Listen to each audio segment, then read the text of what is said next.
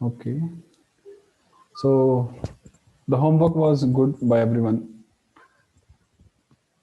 Tataḥ śa-rāmo, this is the next sutra. Śa-rāmo that comes after a Viṣṇu-dasa can optionally become ca-rāmaḥ.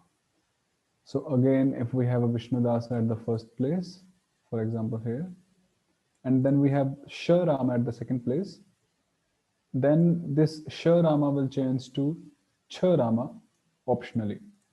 So the example is Sūvak-śaurihi. So ka is a Viṣṇu-dasa, so śa changes to cha, so it becomes Sūvak-śaurihi, and optionally, and one time it remains the same by Yadav Matre Hari-kamalam. So this sutra is further exception to Yadav Matre Hari-kamalam, because normally śa is Yadava. So in that case, actually, we can say it like it's an extension also, or maybe an exception, because in Yadav Matre Hari-kamalam, we were considering this letter, whether it will be changed or not. And in Yadav Matre Hari-kamalam, it was not. It will remain Hari-kamala. But in this sutra, we are considering this one. So, or we can say it's an independent sutra, whatever. So Sūvak-śauri, so one time it's Sūvak-śaurihi, and Yadav Matre Hari-kamalam is still applied in this case, and even in this one. That's why ka remains ka and doesn't become ga, and śa becomes cha optionally. Second one is up shai, so up chai and up shai. Any further example for this one?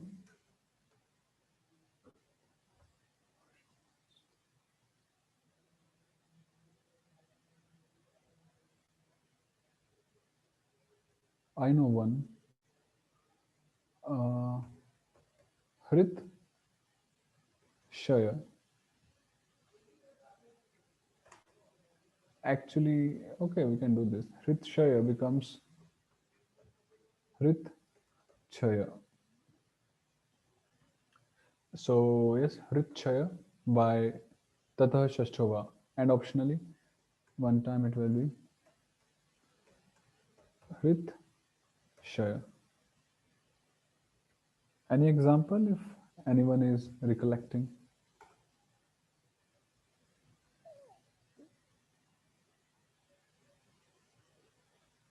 Okay, we'll move with no examples. I think this is clear, right? Okay. Na ścyuteriti vācyam. But not the śa-rāmo of the dhatu ścyuter. So ścyuter is the dhatu. So if we have the example vak ścyutati, so this is an exception to the previous rule, which is tataḥ śa-rāmo.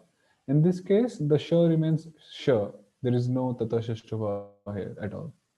So vak ścyutati. So this file is Bṛhad version, the Bṛhad Harinamamrit.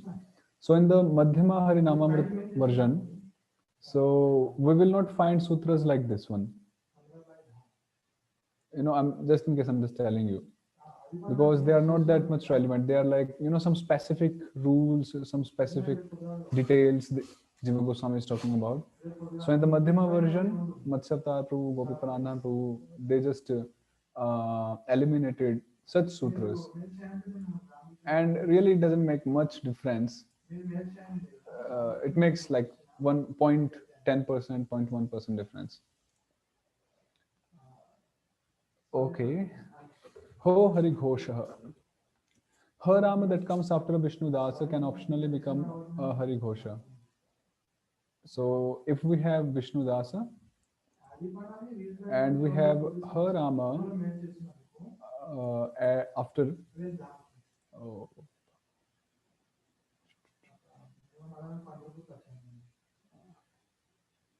okay,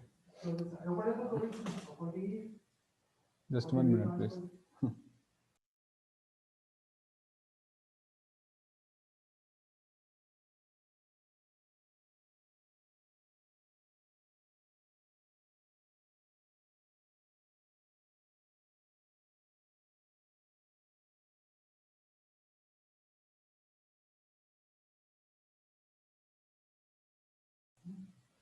Okay, ho hari-ghoṣaḥ. So if we have a Vishnu Dasa like here, and then we have a ha-rāma afterwards. So what happens is this ha-rāma changes to hari-ghoṣaḥ. Hari-ghoṣaḥ of this letter, because her doesn't belong to any varga. It's hari-gotra, sha, sha, saha. So her changes to hari-ghoṣaḥ of the previous letter, which the letter which belongs to whichever varga. So in this case, we have vak hare. So first of all, we will insert the sutra Vishnu Dasa Vishnu Dante hari-ghoṣaḥ hari-gada. Ka becomes ga, and then ho hari-ghoṣaḥ, because ga is still Vishnu Dasa, and her changes to hari-ghoṣaḥ, so it becomes vag ghare, ka kha ga kha, and optionally it doesn't become. So it's like it's optionally. This such sutras are known as anitya sutras. We read it, nitya and anitya sutras. So sutras which are optionally, which says optionally, it will be applied and it won't be. So such sutras are anitya sutras, just in case. So vag ghare and vag hare. Then we have few more examples. Ach halau. So Vishnu Daso Vishnu Vedante, Aj halau and Aj halau. Ho hari-ghoṣaḥ. So these two are there. Any example, if anyone is recollecting? One famous example. Sakshat Hari becomes Sakshat Hari. Sakshat Haritvena becomes Sakshat. First it becomes Sakshat Haritvena, Vishnu Das Vishnu Vedante, and then Sakshat Haritvena. So ho hari-ghoṣaḥ. Any more examples?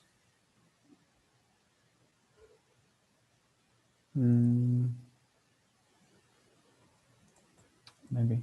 There it's used quite often, or maybe quite rarely. Okay. So tat-halinaha becomes tad-dhalinaha and tad-halinaha. Similarly, ho hari-ghoṣaḥ. Okay. Then datau para-varṇau la-ca-ṭa-vargeṣu nityam. So I don't know, I think Pranhari Prabhu asked the day before yesterday about one example. What was that? Cha. You said some particular word. It was for Yach-chakshurisha. Chakshuri. Yat chakshu. So this is the sutra. Datau para-varṇau la-ca-ṭa-vargeṣu nityam. So the Rama and the Rama always change to the following varna when la Rama, cha varga or ta varga follows. So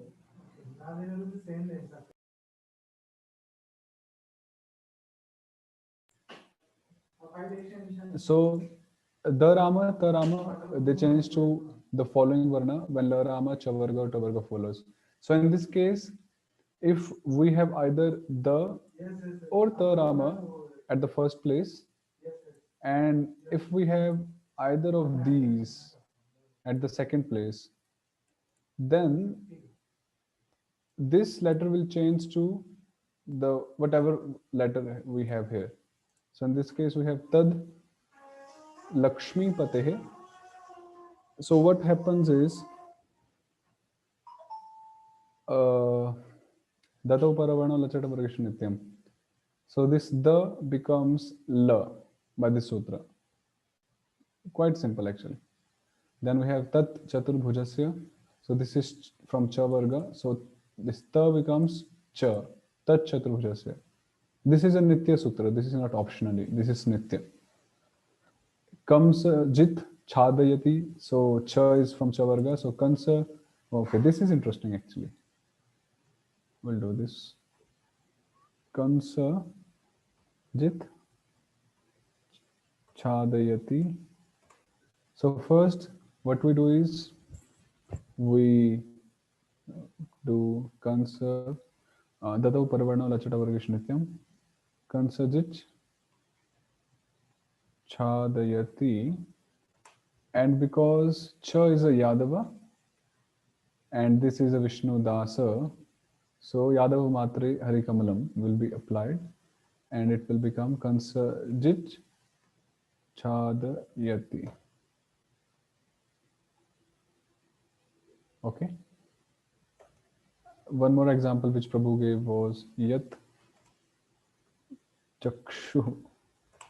So datau para-varṇau, we have ta-varna here, ta-rāma, and then from cha-varga, datau para-varṇau, la-ca-ṭa-vargeṣu, cha-varga. So ta changes to cha and it becomes chakshu, yat chakshu, yasya chakshu, yat chakshu. So then we have a few more examples here. Any example, if anyone is recollecting? Yat gyatva becomes yaj gyatva.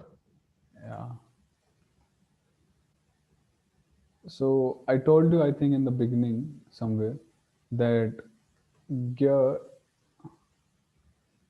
is made up of ja and nya. So we have the letter ja, which is from cha varga. So it becomes yaj jnatva. Any more?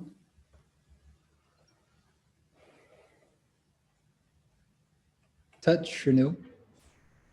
Wow. Tat. Actually, tat, the original is this, tat shrinu. So what happens is, first we apply tataḥ śa-rāmo. So it becomes tat shrinu by applying tataḥ śa-rāmo. And then we apply datau para-varṇau la-ca-ṭa-vargeṣu nityam. So it becomes ntaś shrinu. Then we apply yadav matre hari-kamalam. Tat shrinu. 3 sutras. Any other example?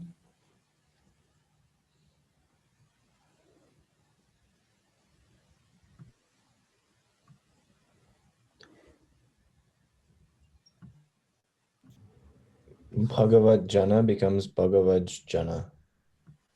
Okay.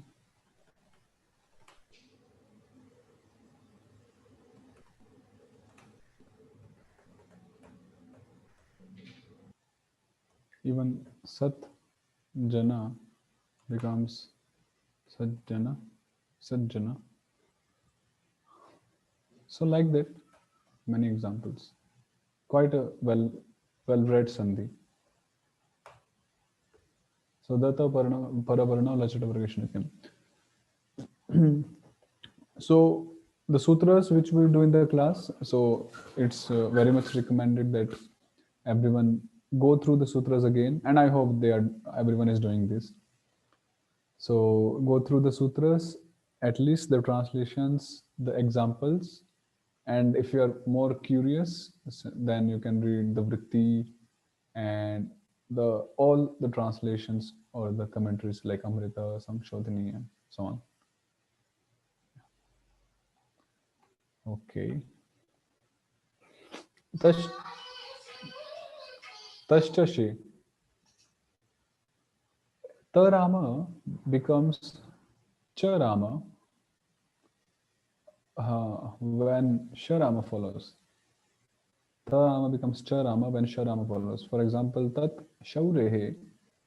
So we apply tastashe, it becomes cha, and we apply simultaneously yadav matre hari-kamalam. So cha remains cha. It doesn't become changes to cha, cha, ja. Then we apply tataḥ śa-rāmo, and then we have 2 forms. One is with cha and another one is with this, simple. Okay. So this is a shortcut, right, Prabhuji? Because tat-śa-rāmo Short- also similar to this one. Means I think there is a little subtle difference between the usages, but I've seen that if in such cases where we have śa-rāmo afterwards and ta-rāma at the first place, like with me, both of them work and the form is the same.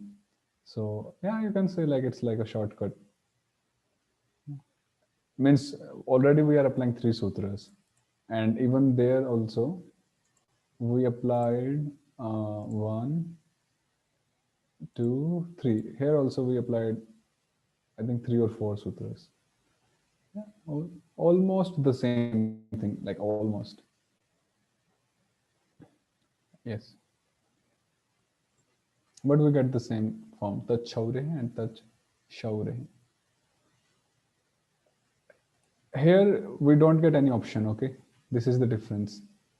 Here it's like a nitya sutra, it's not a nitya sutra. There is no option in the para-varṇau. So if we get to see in scripture the form like ṭa, śrīṇu, so it means that this is formed by the sutra ṭa, you know, because if we apply the sutra para-varṇau la-ca-ṭa-vargeṣu nityam, then this letter has to be cha.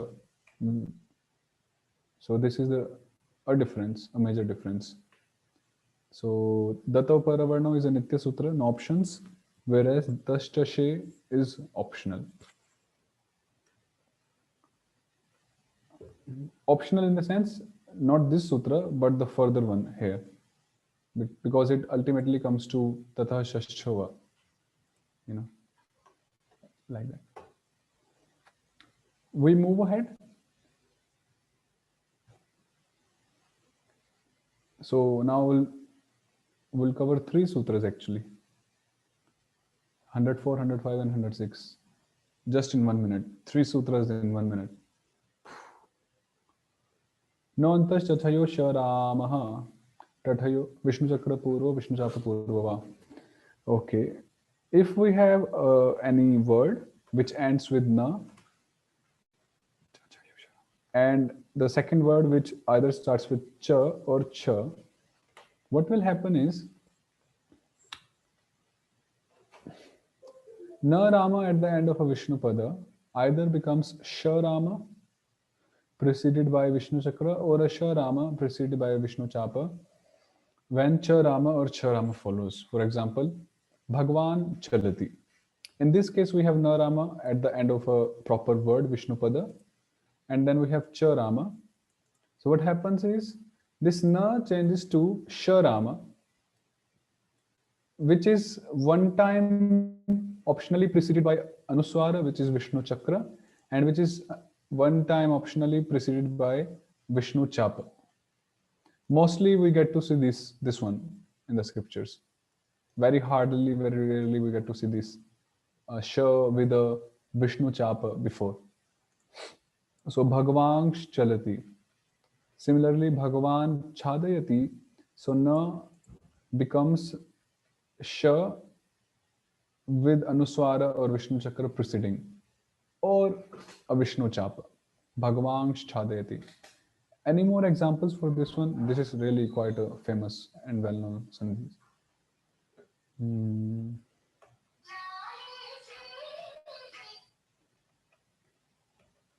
Any examples for this one?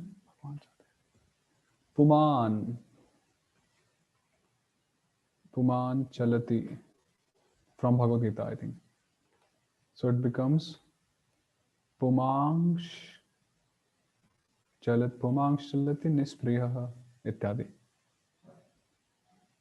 Any more examples?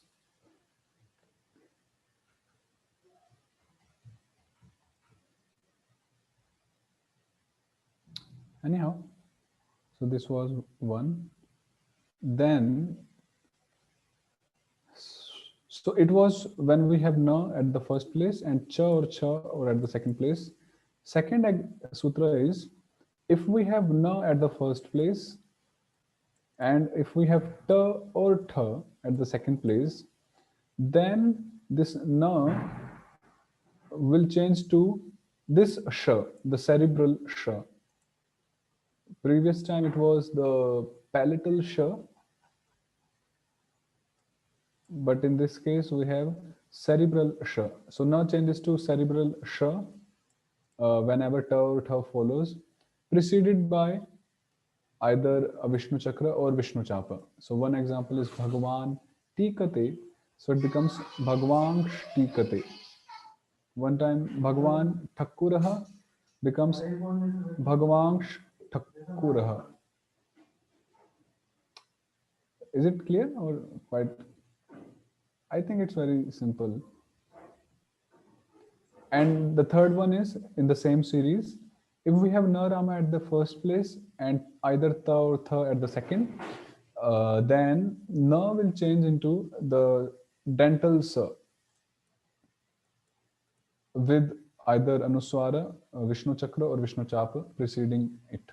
So Bhagwan tarati, Bhagwan starati, Bhagwan thut karoti, Bhagwan thut karoti. So this is just at a glance, table sort of for all the three sutras. So if this is the case, this is the combination, then we'll change into this. So, likewise. Okay. Quite a famous and well-known sandhi, very much used.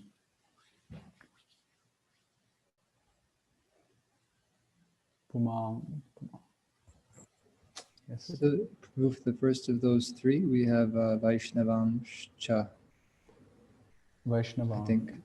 Yes, you're right. So Vaishnavan cha becomes Vaishnavan. Oops. Vaishnavangscha. Even in the 8th verse of Gurvashtakam, Dhyayam Stuvam Tasya. Okay, that is the 25th sutra. So Dhyayan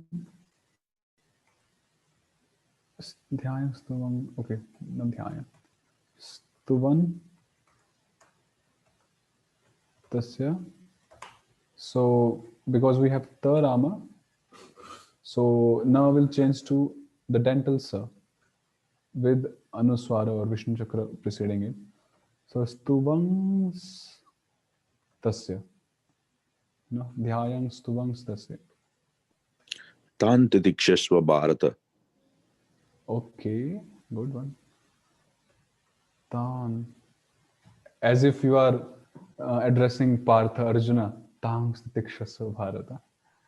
Such was your voice. Really, it was like titikshasva. So yes, same thing. We have na rama at the first and the ta rama at the second. So tangs titikshas. Yeah, tangs titikshasva bharata. Any more examples? We didn't get an example for this one. This is quite rare also.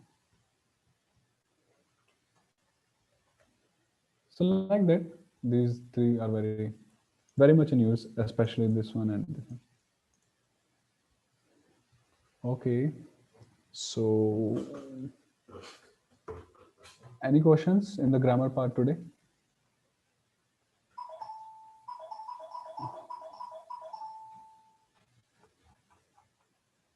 Yeah. So yes, let's do some Bhagavatam. Om Namo Bhagavate Vasudevaya. Narayanam namaskritya naram chaiva narottamam devim saraswatim vyasam tato jayamudirayet. Some devotees I have heard, they chant this ya with Vishnu Chakra, like Narayanam namaskrityam, they chant.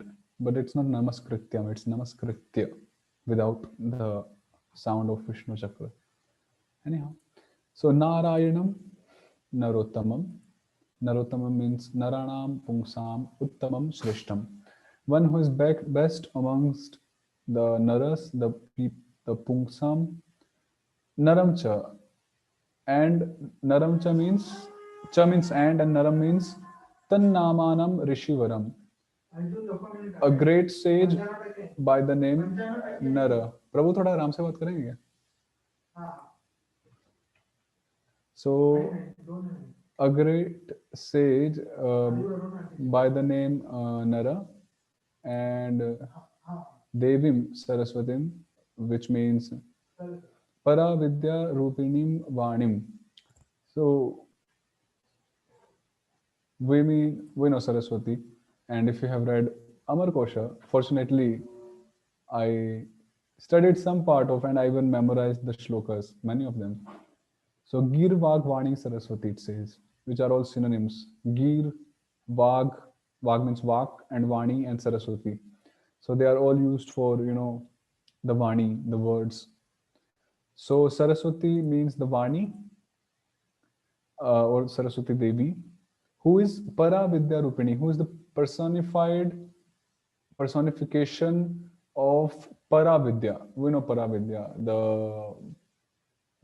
We can say superior knowledge is also good, but transcendental knowledge is a better word, I think. Para,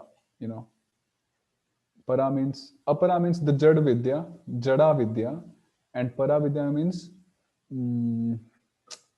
spiritual knowledge, transcendental knowledge. So who's personified transcendental knowledge. And Vācyam cha and Vācyam. So having namaskritya, pranamya, having offered obeisances to Narayanam, who is the best amongst all the Naras. Who is best amongst, because Lord Narayana appeared in this world as a human being,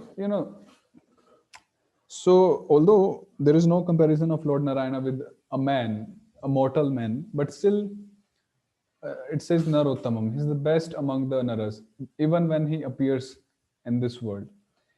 Having offered obeisances to such Narayana, who is best among all the Naras, to Naram means a great sage, the best of the sages, whose name is Nara. We know Nara Narayana Rishi, and Saraswati Devi, who is personified Paravidya, and Vyasadev. Tataḥ Jayam Udirayat. Pranam Anantaram. After offering obeisances, Anantaram means afterwards, after Anantaram. We say Tad Anantar, Anantar. Jayam Grantham Udirayat Ucharayat. Now, this Grantha, this scripture will be elaborated upon, will be pronounced, will be spoken, having offered. So this is the Mangala Charan, which we also recite in ISKCON, officially. So, yeah. Oh, this is Bangla. Vijay Prabhu? Yeah, I think I forgot to convert the sloka. Yeah, this one. Okay. Just to the sloka. Let me try this just right now.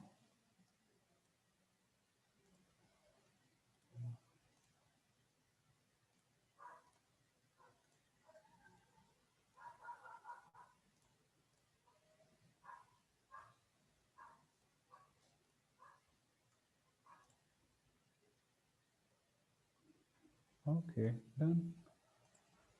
Munayah sadhu prishtoham bhavadbhirlokamangalam yatkritah krishna samprashno yenatma suprasidati.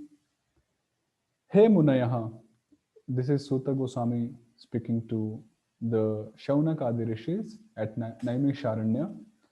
O sages, bhavadvihi aham lokmangalam sadhu prashtah. So actually this sentence is spoken in a passive, how do you say, passive state. We have active and passive. So active is that you have asked me the questions. This is, this is the active question, active statement in an active sense. But here, Suta Goswami is speaking in passive voice. Yeah, passive voice. That I have been questioned by you. Are you getting the point? In English we do this active and passive voice. So the active one is you have asked me the questions which pertains to the to bestow auspiciousness upon the loka. Loka can be either planets or it can either mean the people in general.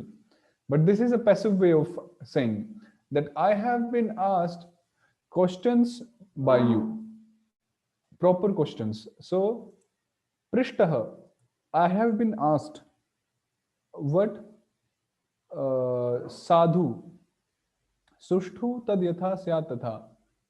Proper, accurate questions I have been asked, which are Lokamangalam, Lokanam Nitya Shubhadam, questions which bestow auspiciousness eternally, Nitya,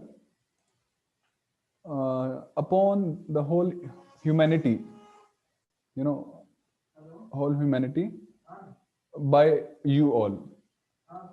Yet because Krishna Samprashnaha Kritaha, because Bhavatbhi Prastavita, whatever you have asked or said, the statements by you, they were all related to Krishna Vishaya.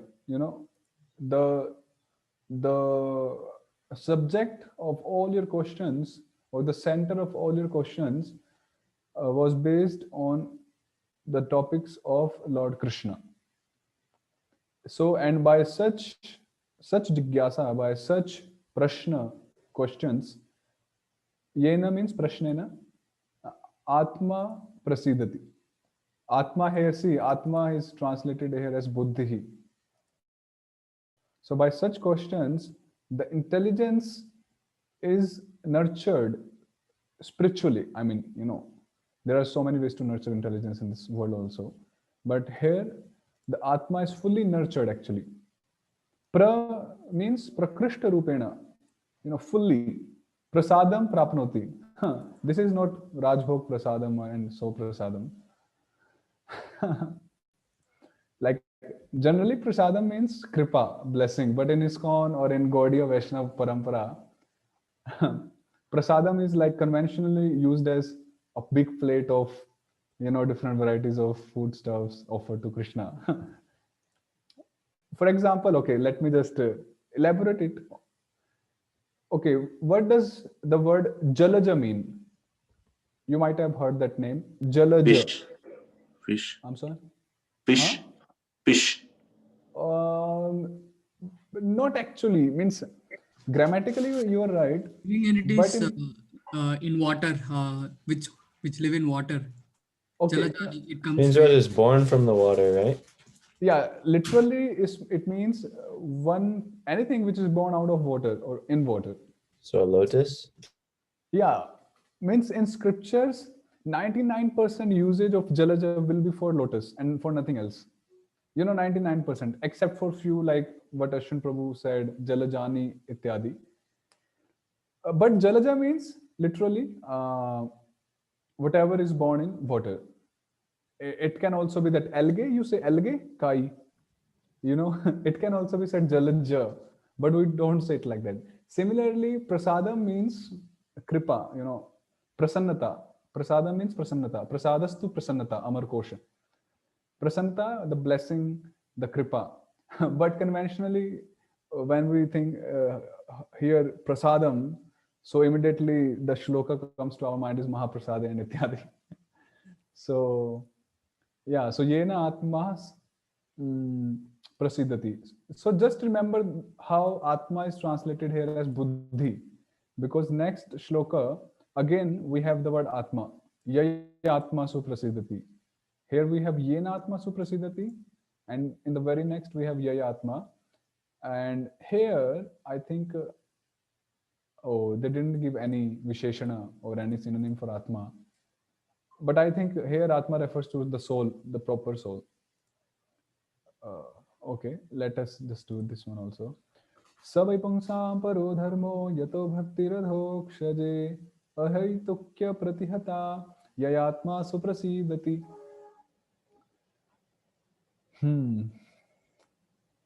Okay, just one point.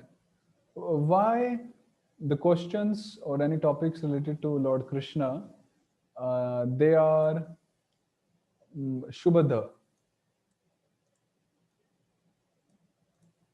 Why?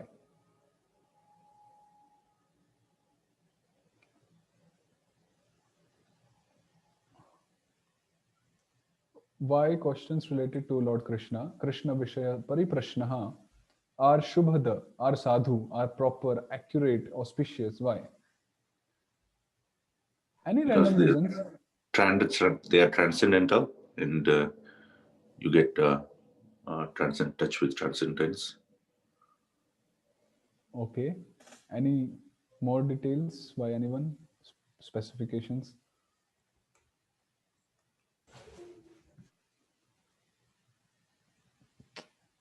I've not asked any PhD question here.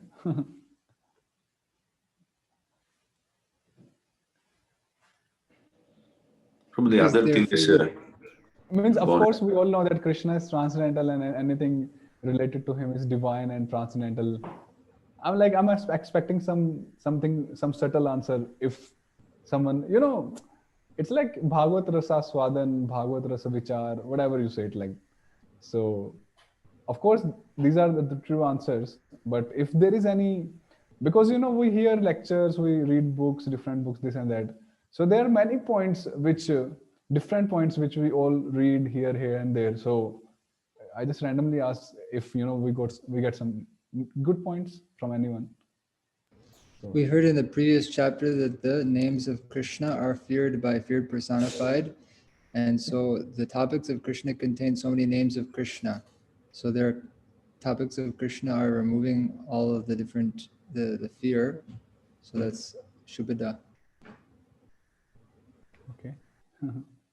And you're mentioning fear, and Srimad Bhagavatam says the cause of fear is bhayam dvitiya abhiniveshatah syat, if you have heard that shloka.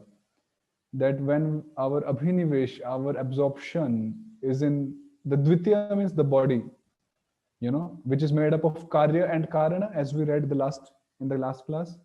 Karya karana sanghatam iti.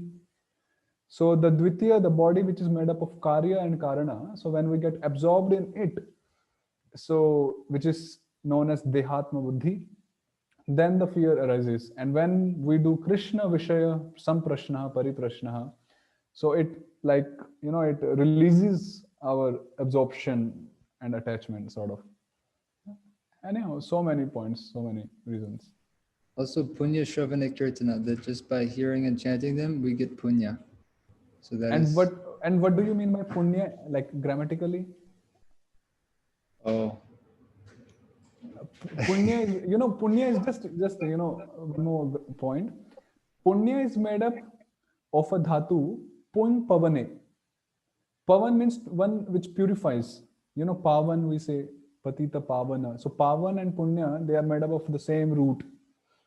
So punya means something which purifies us. Literally, grammatically. So punya shravana kirtana. So the shravana and kirtana which purifies us. So this is like punya. Just and small. Anyhow. Okay. Yeah, anything? I'm just remembering on that point that you made about Bhayam Dutya Abhiniveshata Syat, that Lord Brahma says in the 14th chapter of the 10th canto that actually everyone is ontologically selfish. We're inherently selfish, and the only way out of that is to love the self of the self. So really to be absorbed in the one thing, because Krishna is the thing. Krishna encompasses everything, and we're a very small part of that.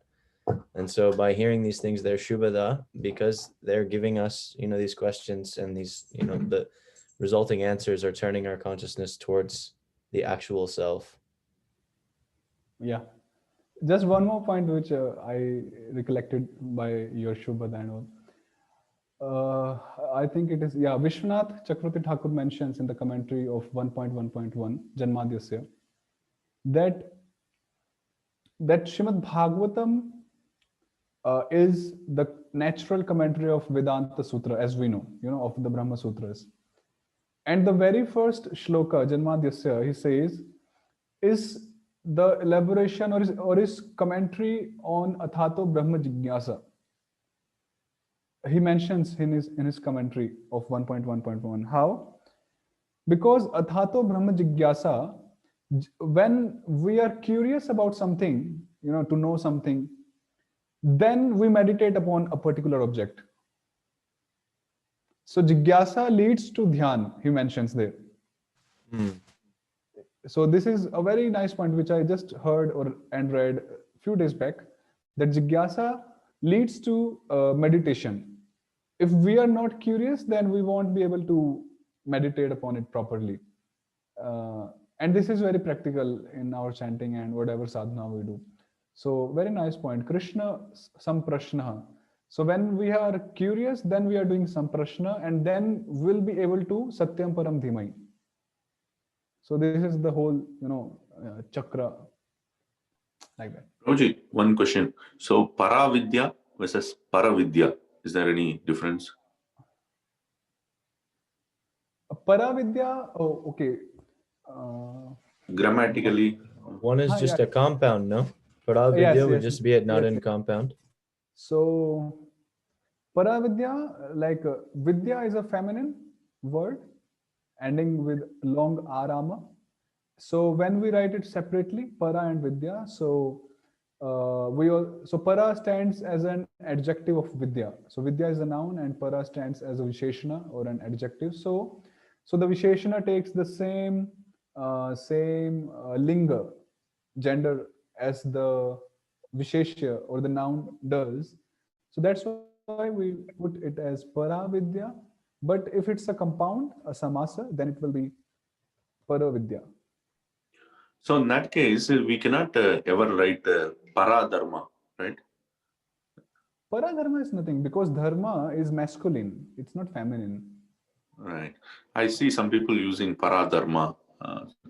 No, then if you undo the sandhi, then it would mean Yeah. so you have to be very sharp. So it would mean para-dharma. It's the greatest irreligion or irreligiosity, sort of. Okay? Okay. So we read this shloka, I think, again. Savai pungsam paro dharmo yato bhakti radhokshaje ahetukya pratihata yayatma suprasidati yataha yasmat dharma anushtanat. So yasmat dharma anushtanat adhokshaje ahetuki apratihata bhakti bhavati. So by the performance, Anushthan can be translated as performance, or by the accomplishment of such dharma which leads to bhakti in adhokshaja. So now we'll deal with bhakti first. Bhakti, first of all, refers to Shravanadi Lakshana Bhakti. Bhakti means the ninefold bhakti, Navda Bhakti, which we say, Shravanadi Lakshana, which is symptomized by the process of hearing, chanting, and so on. And such bhakti is apratihata, which means vignai anabhibhuta. It's not afflicted by any vighna, any obstacles. Whether obstacles can only be material. There cannot be any spiritual obstacles. Can there be? No. I think there can be, like in the case of gopis. I don't know. that might be a speculation. But yeah, obstacles can only be material. Yeah. And ahetuki. Ahetuki means, okay, first of all, the mool word is hetu. And before even hetu, the mool of hetu even is hita. Hita means welfare, hita. So from hita becomes hetu, from hetu becomes ahetuki. So without any personal motivation, we say, and yeah, and without any personal welfare, So phala abhisandhan rahita. So bhakti, which is devoid of abhisandhan, can be translated as abhisandhan means pointed towards, which is aimed towards. So bhakti, which is not aimed towards any fruit. First of all, it's not expecting, bhakti is not performed as a secondary thing to attain some primary object. For example, karma kand, gyan kand, and so on. For example, if you read some of Bhaktivinoda Thakur's work, he mentions about Panchopasana, if you have ever heard. Panchopasana, where the karma kandis, they worship Surya, Devi, and Ganesha, and one more Shiva, and then at last Vishnu. And they go through the krama sequence, but their ultimate prayojan is to merge into the impersonal Brahman. So in that case, so when they are worshipping Vishnu in such Panchopasana, they accept Lord Vishnu not as their sadhya, not as their final goal, but just a just a means to cross over and get to that impersonal Brahman. So even in that case, there is an expectation of obtaining some particular fruit from that devotion, and which is not a fruit related to that devotion. For example, the devotees, when they do bhakti, of course, we are also after some fruit, and that is Krishna prema. But this fruit will be fructified by our own bhakti only. It won't fructify from any other process, from karma kanda or from jnana kanda. No. Is it clear? The fruit which we are after will be fructified from the bhakti only, not from any other processes. So ahaituki means there is no desire to get fruit or of any other processes. Yes. And one more bhava or statement could be that I even don't want perfection or siddhi in bhakti also. Like if we study Nadhanam, if we study the Ashtam shloka of Shikshashtakam, which is, what is that shloka? I just forgot it. Ashlishyava padaritam Ashlishyava. padashtamam. So what I understand is that even if I don't, attain Krishna prema, the fruit, the very much desired fruit of bhakti, I still will try to, continue pure devotion. So, but it doesn't mean that the fruit won't come. This is this is quite wonderful, that we don't desire fruit doesn't mean that the fruit won't come.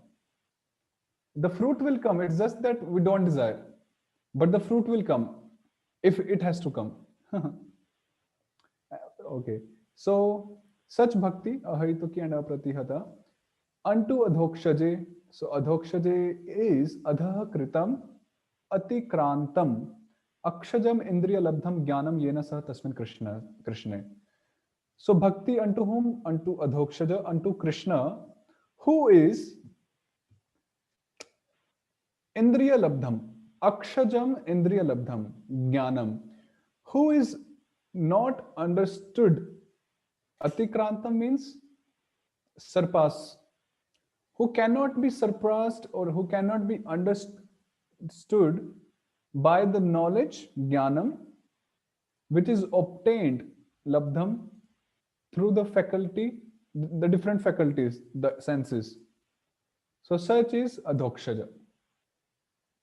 So yaya atma suprasidati. By such bhakti, by such ahetuki and pratihata bhakti, the atma, the very soul, the very self, becomes suprasidati. First of all, we have su as an upasarga, and we have another pra as an upasarga, two upasargas, two prefixes, and then we have the dhatu, sidati. Okay.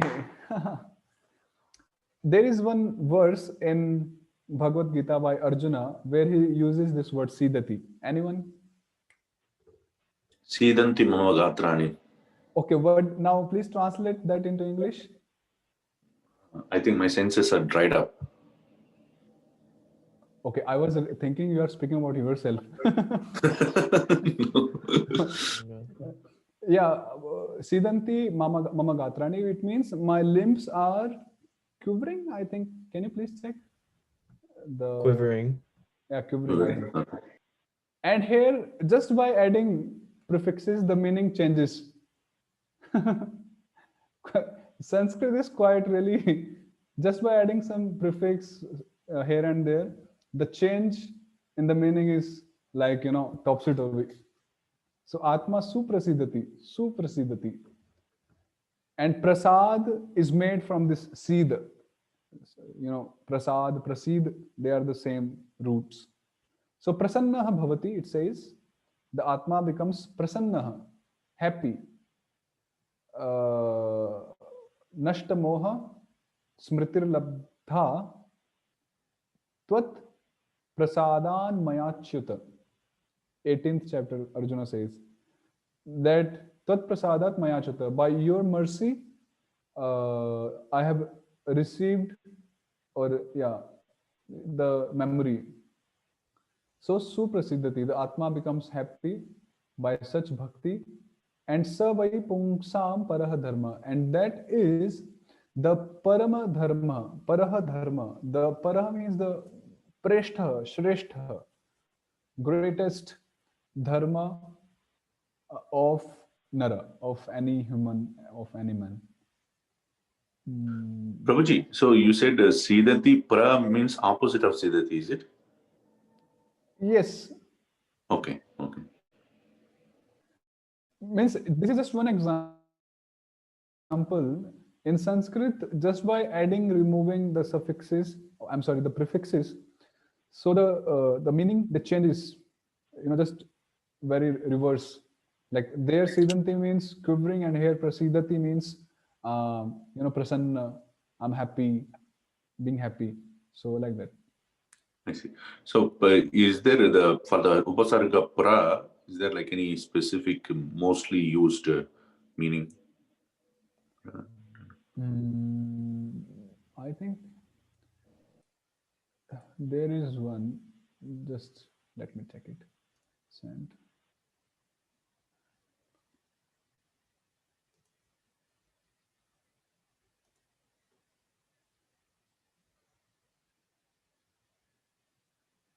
Abhyaya dhatu sangraha. There is. I'll just check it and let you know. Sure, Prabhuji. There is a list of usages of all the things. Yes. Yeah. So any discussions or anything to be discussed on the shlokas? Otherwise, we'll end up here. And sorry for yesterday. I was quite a little busy in something. And okay, if there's no discussion, so I won't waste your time further.